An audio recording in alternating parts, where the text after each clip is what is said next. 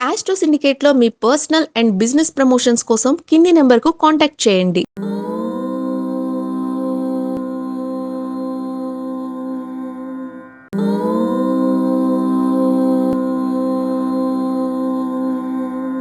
ఓం శ్రీ గురుభ్యో నమః. హరి ఓం. నమః సూర్యాయ శాంతాయ సర్వరోగ నివారిణే ఆయురారోగ్య ఐశ్వర్యం దేహి దేవ జగత్పతే. అందరికీ నమస్కారం. శాంత స్వరూపుడు, సర్వరోగాలని నివారించేవాడు, జగత్తుకు ప్రభువు అయినటువంటి ఓ సూర్యదేవ, నీకు నమస్కరిస్తున్నాను. మాకు జయాన్ని, ఆనందాన్ని, ఆరోగ్యాన్ని, ఐశ్వర్యాన్ని ప్రసాదించు అనేదే ఈ శ్లోకం యొక్క అర్థం. ఏమిటి ఉపన్యాసం ఇస్తున్నా అనుకుంటున్నారా? ఏమీ లేదండి. ఇప్పుడు దాదాపుగా మనకి ఈరోజు అనగా 15/6/2026 రోజున రవి భగవానుడు మిథున సంక్రమణం జరుగుతుంది. మనం ప్రతి మాసం చెప్పుకుంటున్నాంగా. అంటే యాక్చువల్గా శుక్ర సంక్రమణం చెప్పుకోవాలి, బుధ సంక్రమణం కూడా చెప్పుకోవాలి, కానీ దాంట్లో మిక్స్ చేస్తున్నాం. ఇప్పుడు ఎందుకు? రేపు 22 జూన్ తర్వాత నుంచి బుధ భగవానుడు మధ్యాహ్నం 3:10 నుంచి అంటే 22వ తారీఖు వరకు మిథునంలో ఉంటాడు. 22వ తారీఖు మధ్యాహ్నం 3:10 నుంచి కర్కాటకంలోకి ప్రవేశిస్తాడు ఆయన. ఎవరు? బుధ భగవానుడు. సో మనం ఓవరాల్గా రవిని అనుసరిస్తాం, అలాగే చంద్రుని నిత్యంగా చెప్పుకునేటువంటి జ్యోతిష ఫలితాలు చంద్రుడిని అనుసరిస్తాం మనం. అలా మనకి 15/6/2026 సోమవారం రోజున నిజం చెప్పండి, ఆ రోజు మనకి అమా సోమవార యోగం కూడా అయింది. అంటే సూర్యోదయ కాలంలో అమావాస్య ఉంది, దాన్ని అమా సోమవారం కూడా అంటారు. అంటే ఆ రోజు మనం దాన ధర్మాలు చేసుకుంటే ఇంకా మంచిది. సరే, జరిగిపోయిన దానికన్నా జరగబోయేది మనకి 15/6/26 నుంచే మిథున రాశిలోకి రవి భగవానుడి యొక్క సంక్రమణం అనేది జరుగుతోంది.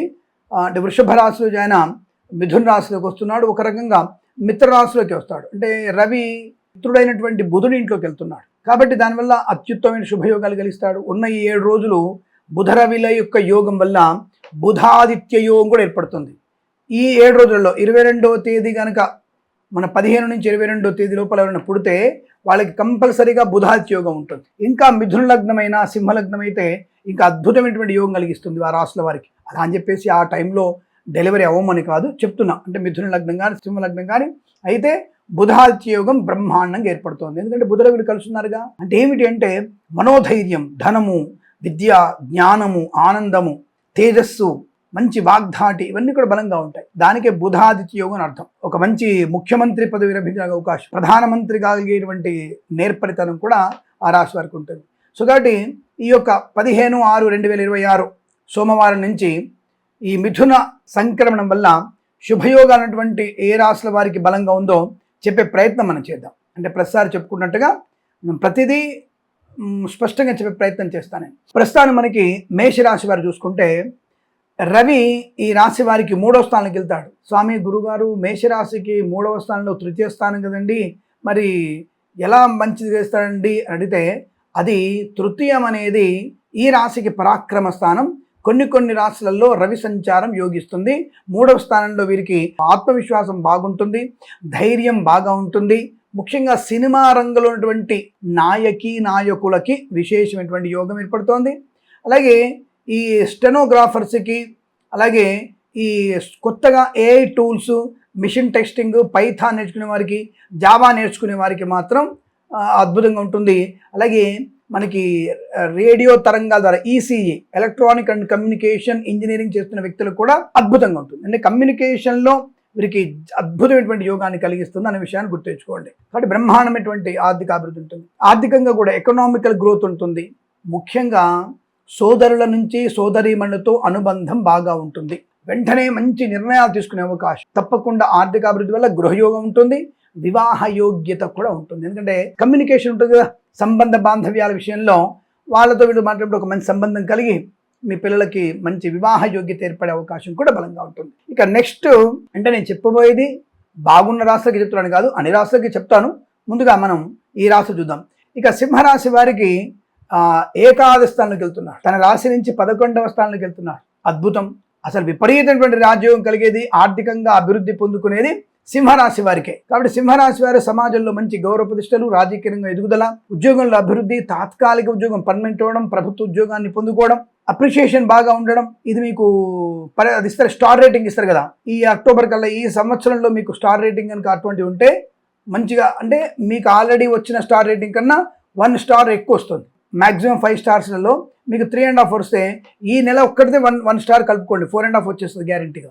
అంటే రేపు వచ్చే అక్టోబర్లో మీకు హైక్ రావడానికి అవకాశాలు బలంగా ఉంటాయి.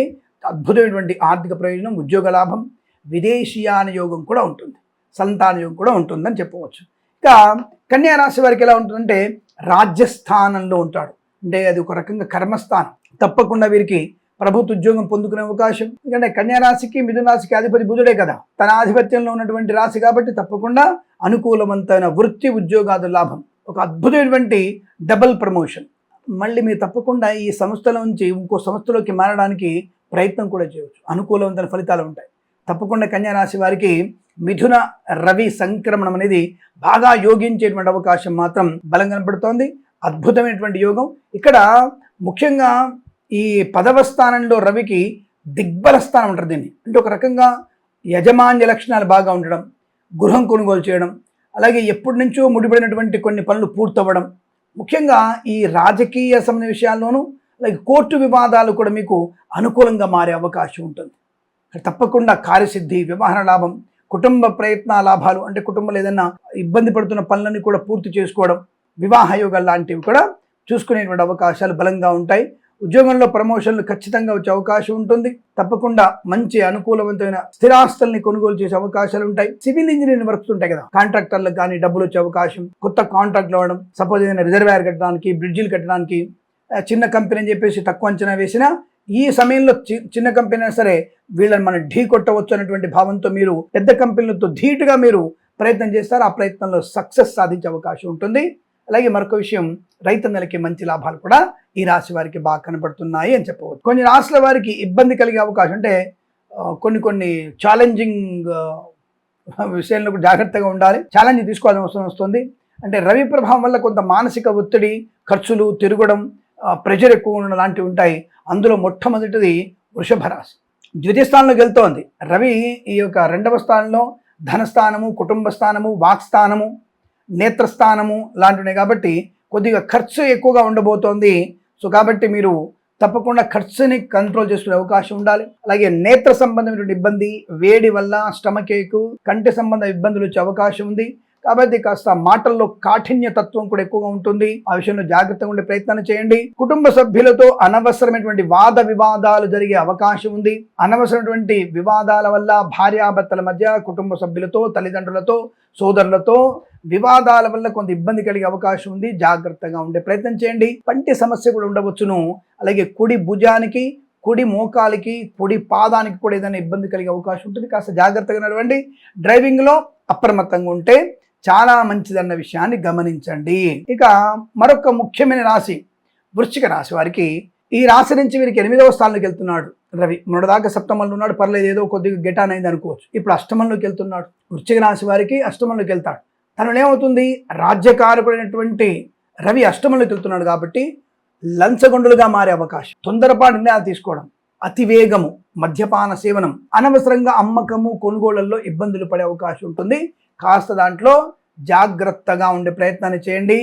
ఆరోగ్య విషయంలో జాగ్రత్త, రాజకీయ నాయకులు జాగ్రత్త, ముఖ్యంగా బ్యాంకింగ్ సెక్టార్లో పనిచేస్తున్న వారు జాగ్రత్తగా ఉండండి. అంటే ఈ క్యాషియర్లు కానీ, ఇతరత్ర వ్యక్తులు కానివ్వండి, అలాగే ఏటీఎం సెంటర్లో డబ్బులు అందులో పెడుతున్న వాళ్ళు కానివ్వండి, అలాగే బంగారం వర్తకులు కానివ్వండి, జాగ్రత్తగా ఉండే ప్రయత్నం. 2 రకాల ప్రమాదం బంగారు వర్తకులు. ఒకటి అగ్ని ప్రమాదం ఉంది, రెండవది దోపిడి దొంగల ప్రభావం కూడా మీకు ఎక్కువ ఉంటుంది. కాబట్టి ఆ విషయంలో జాగ్రత్తగా ఉండే ప్రయత్నాన్ని చేయండి. అనవసరమైనటువంటి, అంటే మీరు కూర్చున్న చోట టేబుల్ టాప్ పాలిటిక్స్ అంటారు కదా, టేబుల్ టాప్ పాలిటిక్స్ అంటే ఆఫీసులో కూర్చొని పిచ్చాపాటి మాట్లాడుతూ అనవసరంగా మీ పై అధికారులు మాట్లాడితే మీలో ఉన్న ఒక్కళ్ళే మిమ్మల్ని సెంటర్ పాయింట్ చేసి అది వీడియో తీసి పై వాళ్ళకి ఇచ్చి వాళ్ళు మనల్ని పొంది మీ ఉద్యోగ నష్టాన్ని కలిగిస్తారు. అంటే లేనిపోని అనవసరపు మాటలు మాట్లాడకండి, జాగ్రత్తగా ఉండండి. వృశ్చిక రాశి వారు చాలా జాగ్రత్తగా ఉండాలి. అలాగే పెట్టుబడి పెట్టే విషయంలో కూడా జాగ్రత్తగా ఉండండి. Share market, speculation, communities, crypto currency, bit coins లాంటి వల్ల కూడా నష్టం వచ్చే అవకాశం ఉంది. బట్ బీ కేర్ఫుల్, నష్టాలు పొందుకునే అవకాశాలు ఉన్నాయి. జాగ్రత్త. ఆరోగ్య విషయంలో గొంతు సంబంధమైన ఇబ్బంది కూడా మీకు ఉంది, జాగ్రత్తగా ఉండండి. అలాగే సీక్రెట్ మనకి బాడీ పార్ట్స్లో కూడా అనారోగ్యం ఉండే అవకాశం ఉంది, జాగ్రత్త. రహస్యాలు బయటపెట్టకండి, వివాదాలకి దూరంగా ఉండండి, కుటుంబ సభ్యులతో చాలా జాగ్రత్త ఉండండి. ఒక రకంగా 1 month షటప్ పాటించండి. 1 month షటప్ వ్రతం, 1 month మౌనవ్రతం అండి. తప్పకుండా మీకు అది మంచి ప్రయోజనాన్ని కలిగిస్తుంది, ఆ విషయాన్ని గమనించండి. అలాగే మకర రాశి వారికి 6వ స్థానంలో రవి భగవానుడు. దీనివల్ల ఏమిటండి ప్రాబ్లం? శత్రు బాధలు, రోగ బాధలు, రుణ బాధలు, వాహన భంగము, అలాగే అప్పుల వాళ్ళ వల్ల ఇబ్బంది, అప్పు తీసుకున్నవాడు ఇవ్వకపోవడం, షేర్ మార్కెట్ స్పెక్యులేషన్, కమ్యూనిటీ నష్టపోవడం, ఆరోగ్య సంబంధ విషయాలు పట్టించుకోకపోవడం, అనవసరంగా పిజ్జాలు, బర్గర్లు, అడ్డమైన గడ్డి తినడం, దానివల్ల నష్టం పొందుకోవడం, వీధులెంబడి మురికి కుంటలెంబడి పడేటువంటివి, అది పోసినవాడు ఉమ్మేసిన వాడి వస్తువులను తిని కడుపు నొప్పి ఉబ్బరం తెచ్చుకునే ప్రయత్నం, పనికిమైన ఆపిల్స్ తినడం, దుష్టుల సాంగత్యం, అధర్మమైనటువంటి వ్యక్తులతో, వాళ్ళ చెల్లెళ్ళు వాళ్ళ అక్కలు వచ్చేసి వాళ్ళు మంచి నిండు వస్త్రధారణ వేసుకుంటారు, నిండు వస్త్రం ఉంటుంది వాళ్ళకి, మనకి మాత్రం హాఫ్ కట్ వస్త్రాలు అలాంటివి వేసి మనల్ని ఉసిగొలిపి మక్కువ చేసుకొని మనల్ని నాశనం చేసే అవకాశం ఉంది. కనుక అటువంటి దౌర్భాగ్యులతో దూరంగా ఉండండి. ఇలాంటి జరిగి మానవమానం పొందుకుంటారు. ఒక్కరితే కాదు, వాళ్ళ కుటుంబ సభ్యులందరూ మీ మానాన్ని దోచుకునే అవకాశం ఉంది. సో ఆడపిల్లలు తస్మాత్ జాగ్రత్త, స్వధర్మే నిధనం యాంతి. ఇంత నిక్కచ్చిగా చెప్పినటువంటి ధైర్యం ఉన్న జ్యోతిష్కుడు ఎవడూ లేడు, నేను తప్ప. కాబట్టి ఆ విషయం గమనించుకోండి. అలాంటి దుర్మార్గులకి, దరిద్రులకి, దౌర్భాగ్యులకి దూరంగా ఉండి మీ స్వధర్మాన్ని పాటిస్తూ నిండైన వస్త్రధారణతో అందంగా ఉండండి, మోడర్న్గా ఉండండి, పర్ఫెక్ట్గా ఉండండి. అవతలి వాడు తప్పుగా మాట్లాడితే చెప్పుతో సమాధానం చెప్పే స్థాయిలో ఉండండి. తద్వారా మీ ఉనికిని, మీ సంప్రదాయాన్ని, సంస్కృతిని, స్వధర్మాన్ని కాపాడుకునే అవకాశం ఉంటుంది. ఆ విషయాన్ని గమనించండి. మకర రాశి వారు అనవసరంగా సినిమా ఛాన్స్ అని చెప్పేసి మళ్ళీ ఒత్తిడికి గురి చేసే అవకాశం ఉంటుంది. అలాగే ఓటీపీల ద్వారా డబ్బు మోసపోయే అవకాశాలు, చదువుకున్నటువంటి మేధావులు, పోలీస్ డిపార్ట్మెంట్ వాళ్ళు, బ్యాంకింగ్ సెక్షన్లు, సిబిఐ వాళ్ళు, తర్వాత మనకి జ్యుడిషియరీ డిపార్ట్మెంట్ వాళ్ళే మోసపోయే అవకాశాలు కనబడుతున్నాయి. ఎందుకంటే రవి సంక్రమణం కదా, అలా జరుగుతుంది. కాబట్టి బీ కేర్ఫుల్, మీ డబ్బుని జాగ్రత్తగా చూసుకునే ప్రయత్నం చేయండి. ఒత్తిడిని అధిగమించండి, ఆరోగ్యాన్ని కాపాడండి. ఆఫీస్లో సైలెంట్గా ఉండే ప్రయత్నం చేయండి. కాస్త చిన్న అనారోగ్యం వచ్చినా తప్పకుండా వైద్యుడిని సంప్రదించే ప్రయత్నం చేయండి. అశ్రద్ధ చేయకండి, వాహన వేగం తగ్గించండి. ఇక మీన రాశి వారికి రవి ఈ రాశి నుంచి 4వ స్థానంలోకి వెళ్తున్నారు. ఈ మీన రాశి వారికి తల్లి గారికి కాస్త అనారోగ్య సూచన, వాహన ప్రమాదము, కుడి చేతికి, ఎడమ కాలుకి, ఎడమ కంటికి, జుట్టుకి, తర్వాత కంటికి సమస్య వచ్చేటువంటి అవకాశం కనబడుతుంది. కాబట్టి కాస్త వీరు జాగ్రత్తగా ఉండే ప్రయత్నం, తల్లి గురించి ఎక్కువగా ఫోకస్ చేయండి. ఈ రాశి వారికి కాస్త తొందరపాటుతనము, టెన్షను, హడావుడి, అనవసర ఖర్చులు, ఎంత మంచి చేసినా మాటపడే అవకాశం, దుష్టులకు సావాసం చేయకండి, మంచిది కాదు. అనవసర ప్రయాణం, కొత్త వాహనాన్ని కానీ సెకండ్ హ్యాండ్ వాహనాన్ని కొనుగోలు చేయకండి, అది మీకు నష్టాన్ని కలిగే అవకాశాలు. ఇంట్లో కాస్త ప్రశాంతత తగ్గుతుంది. అధిక శ్రమ వల్ల కావచ్చు, ఏకాగ్రత వల్ల కావచ్చు, భార్యాభర్తల మధ్య మూడో వ్యక్తి జోక్యం వల్ల కావచ్చు. అంటే ఈ భార్యాభర్తల మధ్య తల్లిదండ్రుల వల్ల ప్రమాదం ఏర్పడే అవకాశం ఉంది.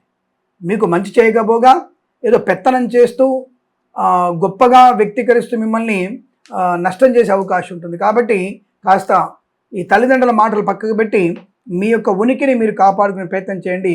కుటుంబ సభ్యులతో వివాదాలు కాస్త ఇబ్బంది కలిగిస్తాయి. తల్లిగారి విషయంలో మీకు ఎక్కువ తల్లి, వాహనము, ప్రయాణ విషయంలో, నీటి సంబంధ విషయంలో కాస్త ఇబ్బంది కలిగే అవకాశం ఉంది. కాబట్టి ఈ రాశుల వారు జాగ్రత్తగా ఉంటే చాలా మంచిది. ఇక మిగిలిన రాశుల వారికి పర్వాలేదు, కొద్దిగా మిశ్రమమైనటువంటి ఫలితాలు వచ్చే అవకాశం. మిథున రాశి వారికి ఉత్సాహము, ఆర్థిక లాభాలు, అధికారంలో అనుకూలత, సంతాన యోగము, కానీ కొద్దిగా అహంకారం ఎక్కువగా ఉంటుంది. ఈగో పెంచుకోకుండా చూడండి. కర్కాటక రాశి వారికి 12వ ఇంట రవి వల్ల ఖర్చులు పెరుగుతాయి.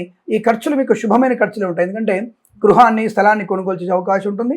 లేదా విదేశీ ప్రయాణాలు కూడా లాభాన్ని కలిగిస్తాయి, బట్ ఖర్చు ఉంటుంది, వీటి ఖర్చు అవుతుంది. తులారాశి వారికి 9వ ఇంట రవి వల్ల ఆధ్యాత్మిక చింతన, ప్రయాణాలు, తండ్రితో చిన్నపాటి విభేదాలు వచ్చినా సర్దుకుపోయే అవకాశము. ధనుసు వారికి ధనయోగము.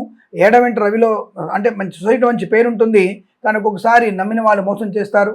పర్వాలేదు, 7వ ఇంట రవి వల్ల వివాహ యోగ్యత. ధనుసు రాశి వారికి జీవిత భాగస్వామితో కొద్దిగా ఈగో క్లాష్ వచ్చే అవకాశం ఉంది, కాబట్టి జాగ్రత్తగా ఉండండి. అనవసరంగా ఇతరుల విషయాలకు జోక్యం చేసుకోకండి. మీ కుటుంబం గురించి మీరు మాట్లాడుకునే ప్రయత్నం చేయండి, దానివల్ల అనుకూలం ఉంటుంది. బట్ ఏదేమైనా ధనుసు రాశి వారికి ధనం ఉంది, ఉద్యోగ లాభం ఉంది, వాహన యోగం ఉంది. భాగస్వామితో జాగ్రత్తగా ఉండండి, అనుకూలంగా ఉంటుంది. అలాగే ఇబ్బందులు చెప్పినటువంటి ఇబ్బందులు రాశుల వాళ్ళు తప్పకుండా సూర్య నమస్కారాలు చేసుకోవడం, గోధుమ పాలు ఎక్కువగా స్వీకరించడం, అలాగే ఆవుకి గడ్డి పెట్టడం, అలాగే గోధుమలు దానం చేసుకోవడం, ఎర్ర వస్త్రాన్ని దానం చేయడం, ఇవి చేయడం వల్ల మీకు మంచి ప్రయోజనం ఉంటుంది. అలాగే సూర్యునికి అర్ఘ్యం ఇవ్వడం. అర్ఘ్యం అంటే ఏం లేదండి, దోసుడు నీళ్ళు తీసుకొని పొద్దున్నే సూర్యోదయ సమయంలో సూర్యుని చూస్తూ ఆయన నీళ్ళు వదిలిపెట్టడమే అర్ఘ్యం అంటారు, దానికి ఏం లేదు. అలాగే ఆదిత్య హృదయం పఠనం చేసినా విన్నా మీకు అనుకూలంగా ఉంటుంది. లేదా సూర్యాయ నమః, ఆదిత్యాయ నమః, అర్కాయ నమః అని కూడా ఆయనకు సరిపోతుంది.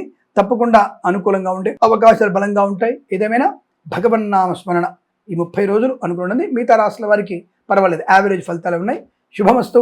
నమస్కారం. తప్పకుండా మన ఛానల్ని సబ్స్క్రైబ్ చేయండి, లైక్ చేయండి, షేర్ చేయండి, 10 మంది చేత సబ్స్క్రైబ్ చేయించండి.